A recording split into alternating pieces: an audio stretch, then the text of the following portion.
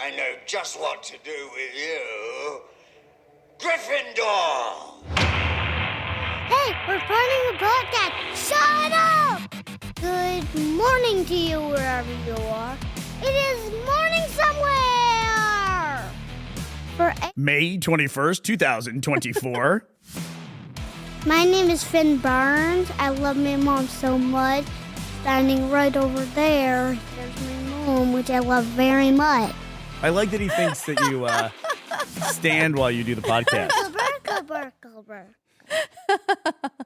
Finn is joining the team today to help make sure I don't blow my voice out on the intro the way I did yesterday. My voice was totally fine. And then when I did the good morning, boy, it went out in like 2 seconds. You were recovering all day. It is a thing, a lesson learned from early things in my career. I played a character that yelled a lot. Who could that be?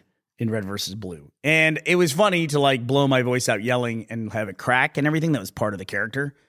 But I really did like something long-term to my voice where if I have to yell in something, I will tell the director, I'll say, look, if you want me to have me yell at the end and we'll do those takes at the end because you get like 6 or 7 yells out of me and then I turn into a deep, gravelly voice from that point on. For the rest of the day. For the rest of the day, yeah. I wonder too if I should change the way that I yell, like yell from the back of my throat, or if maybe every day when I wake up, I should just scream at the top of my lungs. Just start out at the bottom? And just have a new voice. Be like this the whole time. Wouldn't be a more manly voice.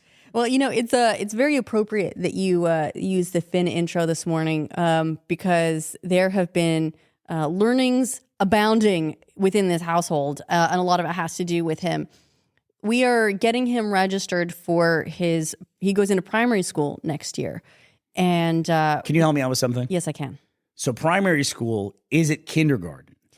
Or is kindergarten too German to use here in the UK? I think it's the equivalent of first grade, but he starts it at 5 when American kids are going into kindergarten. So I think we've talked about this before, but the UK, like being part of Europe, you would think it would be more integrated with Europe. But actually what that ends up resulting in is people drawing harder lines as to what they'll integrate into the culture. Does that make sense? Well, like when we come from America and we say the word herb, like herbs and spices, when you say that here, they're like, it's herbs because that's the English word. It's got a H in it. It's got a H in it, right? And it's like if you say herb, you sound like you're trying to put on airs or something, or you're trying to be French all of a sudden, and they don't like it at all. Whereas we just come from America where we're just bastards and we pull in everything that we can or don't, you know. Just mishmash it all together. Yeah, it seems to be random. Yeah, but in this case, it's very interesting because is P1 kindergarten though? I think P1 is the equivalent of first grade because he's going into a school and learning environment. Okay, I gotcha. Okay. As opposed to kindergarten, which I think of more free form. You know, you occasionally get like the undercover cop substitute and have shenanigans and all that kind of stuff. By first grade, that's all out. Kindergarten basically seems to be like, hey kids, come on in. Everything that goes on in your house is not cool. Don't do that here. Here we're going to be nice to each other and we're going to share. There's no punching the people your age. No pulling hair. But he's going into a learning environment. So I would equate it to first grade. Okay, it's first grade. It's just the ages are a little bit different. And so here the kids wear uniforms to school. And I learned the most amazing thing. I thought this was exclusive to Harry Potter. It's not. This was just one of those things that as an American in an American education system seemed like magic in Harry Potter. And it's not.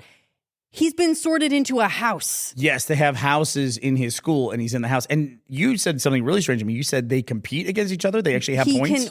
He can earn house points if he answers questions correctly or if he helps, tidy things up or if he basically does things that benefit the class.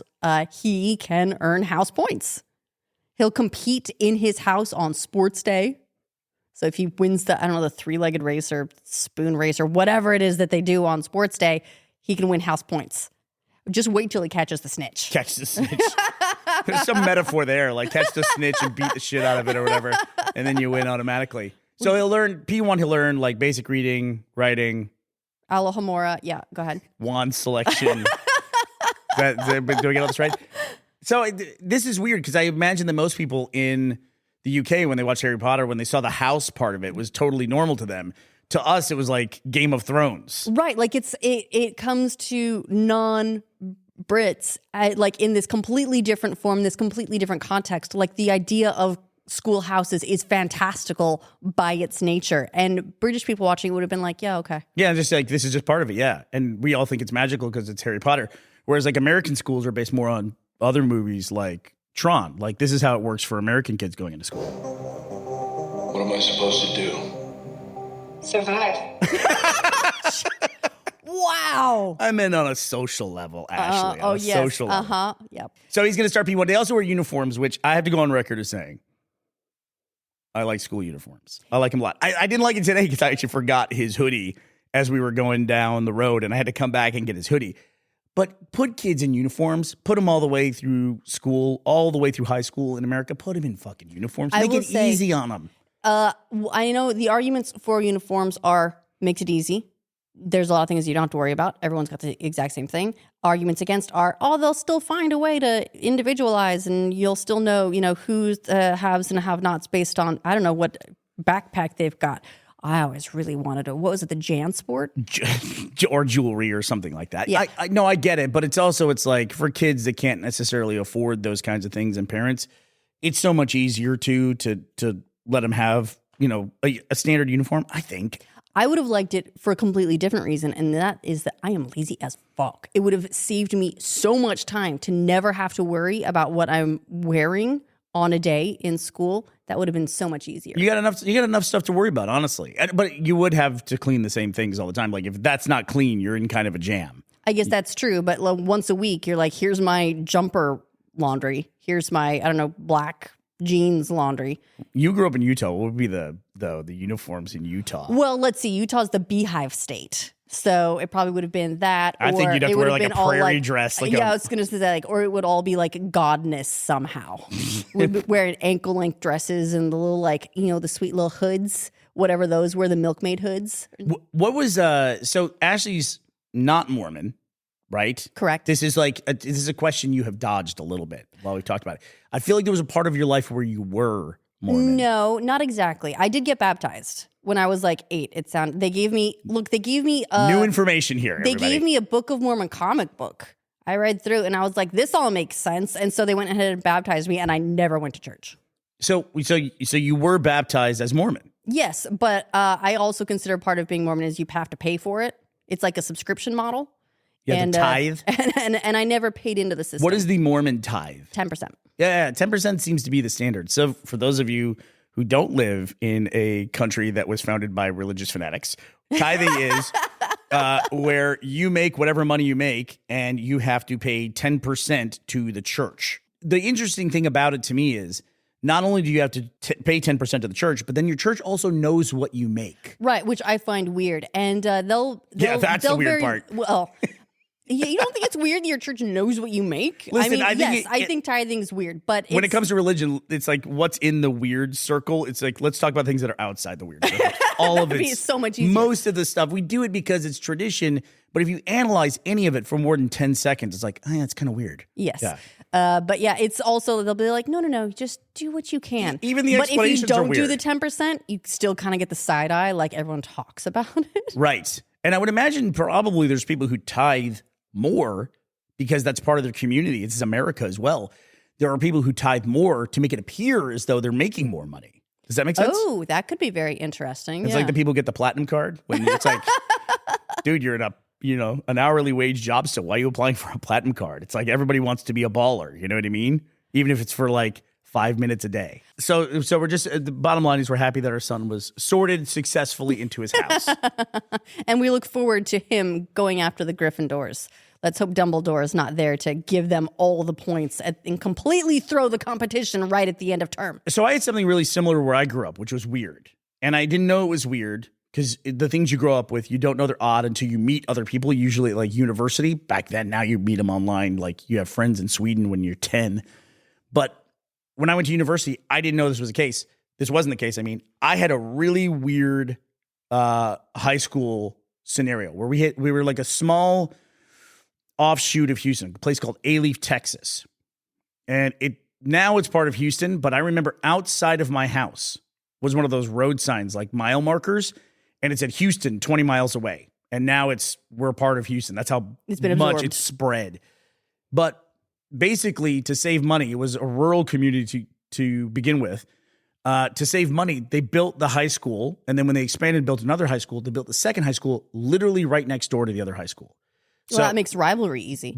It was incredible. When the Hastings and Elsick played each other, those are the names of the two schools, it was incredible. But because they combined all the resources in one place for the entire district, at one point when I went there, my high school was 5,000 kids.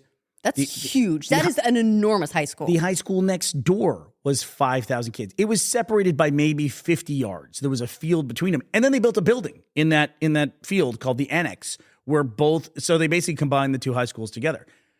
It was really, really strange. But because they were so close, you couldn't divide kids into how they went to the schools based on where they lived in the district because they're next door to each other. So in 8th grade, the year before we went to high school, they would have a big lottery and they would sort you. And there would be a big piece of paper on the wall and you would go and look and you'd find out, am I going to Hastings or am I going to Elsick? And when I would tell people about this later, they were like, what the fuck is that? No, that's so strange. And like, it was possible that your brother or your sister, older brother or sister, would go to the other school and you would go to the opposite school, you know? Yeah, that's weird. And there were all these think that they would keep the families together. Like, your legacy. Yeah, no, they would do that too. So there was this undefined rule. If you went to one school and your sibling went to the other school, you could apply to then be moved over and transfer. Transfer student. And I guess it was just enough where it worked out. I transferred 500 feet. But we had crazy stuff. Like we had an incredible football stadium because it's Texas and it's high school football. Did you share the football stadium? We did. So we would be home games every other week. And then Hastings, I went to Elsick. Hastings would be every other week. And then when it was the Elsick versus Hastings game, which is usually later in the season, 50,000 people turn up. Oh, it's huge. The whole place was filled because normally who goes to visitors side for high school football? They don't travel really. But that was the whole thing would be filled. But we had like a natatorium. Have you ever heard of a high school? What's a natatorium? A natatorium is an indoor swimming complex. So we had a massive indoor Olympic competitive swimming complex that had a separate high dive platform with a diving pool in it and all this stuff because they combined all the resources for the district in one place. That's actually not the terrible idea. So here's a question. Where I grew up, because it was very like geographic based, you would have school rivalries, right? Yeah. And I would have thought that Hastings and Elsick would be rivals because they're these two schools that are very close together. But if there's a lottery to decide which one do you go to, do you even care? No, you definitely care. You do? Yeah. There was big rivalries. And honestly, it was like so weird to talk about now in the information age. But when your friends from 8th grade went to Hastings and you went to Elsick. They're dead to you? Yeah, you lost them. Like you're like, oh, I never saw them again. Like that was it. It was That's over. so weird. I mean, I could get it because we would have basically, feeder schools. You'd go, there's several elementary schools would usually feed into a junior high school.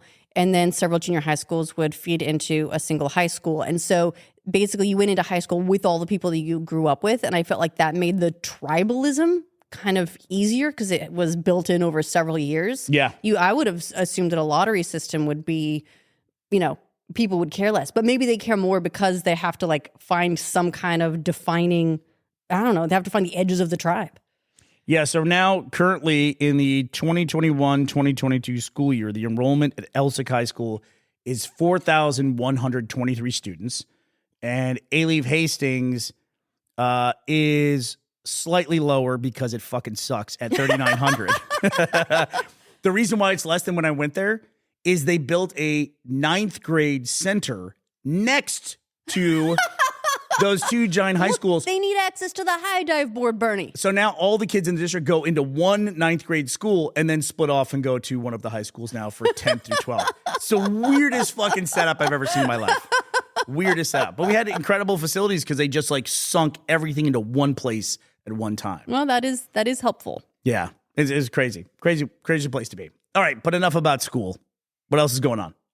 So in a completely different space, Scarlett Johansson's got a whole thing beefing with OpenAI. We're going to see the rap diss tracks any day now. I feel like Scarlett Johansson's lawyers are like leading the forefront of technology and media these days because they were the first people to sue for the COVID release as well when Disney started doing day and date releases she sued over Black Widow, right? Yes, yeah. So she must have a great legal team. But she sued Disney over the release of Black Widow being day and date in both theaters and on Disney Plus.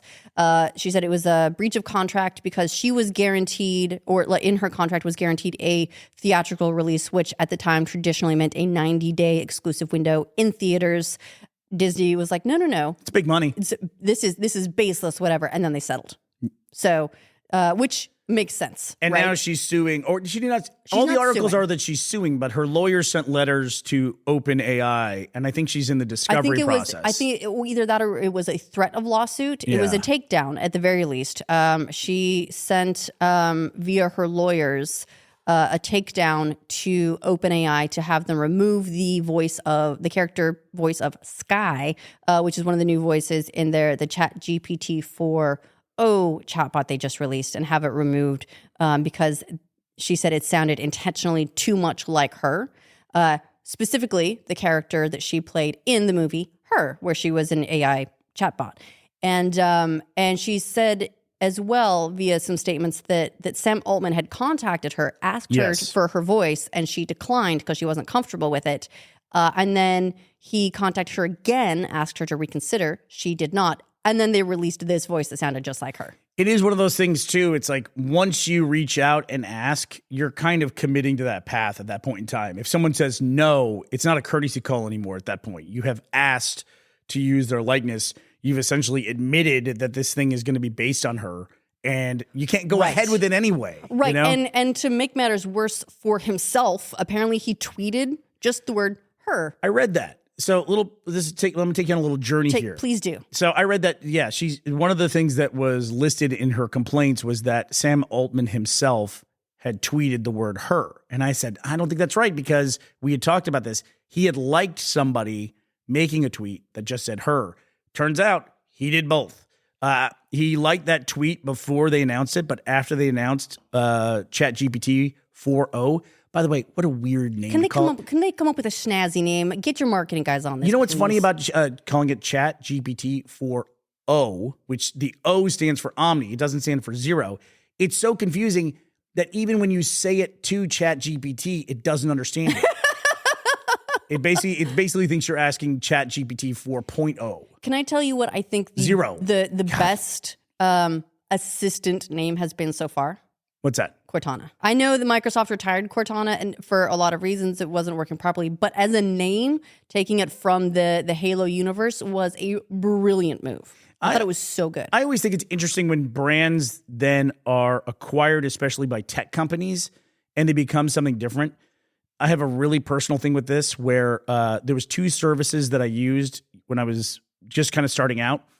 When I was starting playing video games for the first time, I loved a company called Origin Systems. Yep, I know Origin. And they were purchased by EA. They made the Ultima games, Richard Garriott. I loved them. They were very formative games for me as a kid. And now Origin as a brand lives as EA's shitty digital storefront. That's the Origin brand now. That's what it's become. They had the trademark, and then they were like, okay, let's use just go ahead and use it. Atari was kind of the same way, where Atari was a very important video game brand, and then it just became part of the Infogrames. Yeah, like Infogrames bought it and rebranded themselves as Atari. I think somebody bought Infogrames and then was like, oh, you've got this Atari brand? We're going to use this instead. Is that what it was? Of Infogrames. What the fuck does that even mean anyway? I don't even know. It's like, I love when you have a brand that's always I always misread. read that one wrong. I always read it as Infogames. Everybody did. It's a gaming company. That company's full name is Infogames. Oh, wait, I mean Grames. Yeah. You know what? It's weird for me is we even just talked about EA. I'm so goddamn old. I remember when the EA logo had an O in it. So I when I see their name as EA, my brain automatically fills in EOA. Oh. I don't remember that, but I remember it was always Electronic Arts, but what they had was a square, a circle, and a triangle, but more like a pyramid back when 3D graphics in the 80s. Were like the new hotness. Yeah, it was all just shading basically to make it look 3D. So post a link to the link. That's like completely lost to time. That's archaic. We'll see if we can find it. The other one is that we talked about before. I won't say the name because it'll set off people's Amazon assistants. But the Amazon assistant has a name that sounds like Alex. You know her name. Alex A. Alex A was the name of a website that would track all the traffic for all the different websites in the 90s. I used it all the time. We used it all the time. Like you could go, like people use, like we used SteamDB to track 7 Days to Die. Like people use Social Blade now. You could see the rankings of every website and see like what the most popular .com sites were. Yeah, like you're the top 50 websites in this category. Yeah. We used it constantly in the early aughts. All the time. And then they just bought it and they turned it into their name of their digital assistant. That's how that so brand weird. lives on. It's really So weird. weird. Yeah, it's really weird. Yeah. But And Siri was a prostitute. what's wrong with She you? went to Hastings. Wow. But yeah, so the big thing. Go ahead. I've lost the thread. Well, okay, so she's suing, or not suing. She's filed complaints. They keep reporting in headlines that she's suing. Threatening to sue. She I think might still sue. She's putting legal pressure at the very, very least. You know what I can't help but wonder, too? I can't help but wonder if a lawsuit came down the pipe and she was suing OpenAI. I wonder if, like, Colin Jost, her husband, making jokes about her on Weekend Update. Like, he acknowledged it in the joke trading thing. I think the joke was he would never use ChatGPT because without that smoking body, why would I bother listening? You know, that was the joke that Michael Che wrote for him. And I wonder if that could work against her, you know, because it's like, this is your husband and he thinks it's funny and part of the culture and all that That's stuff. entirely possible. It's also very possible that SNL would run things by her. Also, she has an ongoing relationship with SNL. She's guested a ton of times. Yeah, but it's specifically, it's like that joke that made that week while this is going on. You know, I'm just curious. I don't think it should work against her, but I'm just wondering if it did. They would probably try to make it work against her. I don't know that it would stick. Yeah, and can you copyright a voice? Can you do that? I don't know, but I think you can copyright your voice, and if you can show their intent to, like, that they wanted this, they didn't get it, and they tried to do it anyway. Yeah. That is showing intent, essentially. Man, I remember when, you know, we were developing like IPs and things like that. We would work with people and then they would announce a project that was exactly like one of our IPs and all of our people would be like, what are they doing? And you'd have to explain to them and say like, look, you can go nuts, but it's exactly like our concept, but you can't copyright an idea. And all you can do is kind of just like have people realize in the court of public opinion that it's not cool, but, you know, people don't sometimes care. You know, like there's a lot of people who don't care that Scarlett Johansson feels her voice is being ripped off here. They're just like, I don't care. I'm getting an assistant for free. I want that thing. So too bad. Yeah, you know? the court of public opinion can be notoriously fickle. It just depends. I think what really throws off the court of public opinion more than anything else is if someone is providing a product for them for free. Then they kind of don't care much. Another example of this, Alfonso Ribeiro, who played Carlton on Fresh Prince of Bel-Air, sued Epic because there was a Fortnite dance. I believe it was called the Carlton, but he sued over it because it was the dance that he would do as the character Carlton on Fresh Prince. Nobody really cared. He lost the lawsuit, but it was plainly obvious at that point in time. It was not called the Carlton. You know what it's called? But it was called something extraordinarily referential. Fresh. It was called Fresh. There you go. What a coincidence that it was called Fresh. Yeah, I think that's the one. And so the little dance that he would do on Fresh Prince of Bel-Air, it was now an emote in Fortnite. I don't know if they were charging for it. It was a free product, though, that people liked, and people didn't want anyone messing with their free product. But it's like, dude, he's a single guy. It's an artist. It's a huge company. You know what I mean? It's like that is like the dance that he like. It, like the reason that it was of value to be in Fortnite is because it was an iconic dance that he made. And you can go look at compilations that people make of lots of different emotes from lots of different games. I think World of Warcraft has a bunch of them as well, where they have frame by frame where you can see the person's performance. It's almost like they did a mocap from somebody's performance. And a lot of times they're not even big famous actors, you know, but you could argue it's a dance. They're performing the dance. They're not owed anything for it. But I don't know. It seems like a weird gray area to me. And the only thing that seems to be the common thread is if everyone's getting something for free out of it, then they're more okay with it. Yeah, I would say that that's very true. Everyone loves free. Yeah. Also, they probably want Scarlett Johansson to get paid. They just don't want to lose their thing. Yes. Yeah. And they don't care how the thing ended up. They're probably cool with OpenAI getting sued, Scarlett Johansson getting a bunch of money. Just don't take away Sky, which is the name of the voice that is supposedly based on Scarlett Johansson. And you know what? Who knows? They may end up coming to some kind of agreement in the future. It's entirely possible. If it goes to court, and I imagine OpenAI would not want to go to court, enormous landmark lawsuit for the use of existing performances or likenesses in AI. Right. Why would you want a precedent on record for that in any way whatsoever? In any way. It could make a big change for things. You know, they're making another Office. What? Yeah. Greg Daniels, I think, is making, look up real quick, Greg Daniels, The Office. It's a really interesting thing. We were talking about watch minutes the other day and how watch minutes is a weird metric because Fallout crossed 2 billion watch minutes. And then I specifically was going to bring up The Office because The Office probably hits way over its weight in terms of watch minutes because people constantly rewatch that show. I don't know that there's a ton of people watching it, a bunch of viewers. I feel like it's a small group of people who just watch it on a loop. Yeah, look at this. Peacock has officially ordered the untitled Greg Daniels and Mike Coman comedy mockumentary series set in the same universe as The Office, just beginning production in July. All right, what else is going on in the world here, Ash? Let's see. Neuralink is going to be experimenting on a second patient. They've got the... I like how we're not calling it human trials. We're just calling it experimenting on people. Well, it is. It's trials with it's experimentation with approval, right? Yeah, That's but what a human Neuralink, trial is. we're like the veneer is off. It's like, yeah, we're just experimenting on people. But they have approval. The first one has so far had an 85% thread retraction rate, which reduces the sensitivity of the implant. But they're going to be doing the second one. I don't know if I don't know that they can keep doing this on the same guy. So they may be using I assume they're doing this on a new patient. But we'll be interested to see what progress they're able to make from round 1 to round 2. Elon Musk recently made headlines because apparently he told Tesla shareholders, either you give me 25% of Tesla or you don't get robotics and AI. And I know that's aimed at shareholders, but because it's a headline and everyone's reading it, it's like, don't threaten us with a good time. You mean we get to take away Tesla from you and we don't have to deal with your version of AI and robotics? Okay. Which is what, Gronk? Yeah, I'm totally cool with that. Hey, Gronk has an attitude. Just what I needed. Gronk That's is the sassy AI. Gronk entering the AI scene was like when a sitcom is in like the 8th or 9th year and the cousin shows up, you know? Sure. You know, that no Just one's to ever heard mix of. up the dynamic. Or like when the Flintstones got the floating green alien, the Great Gazoo. What?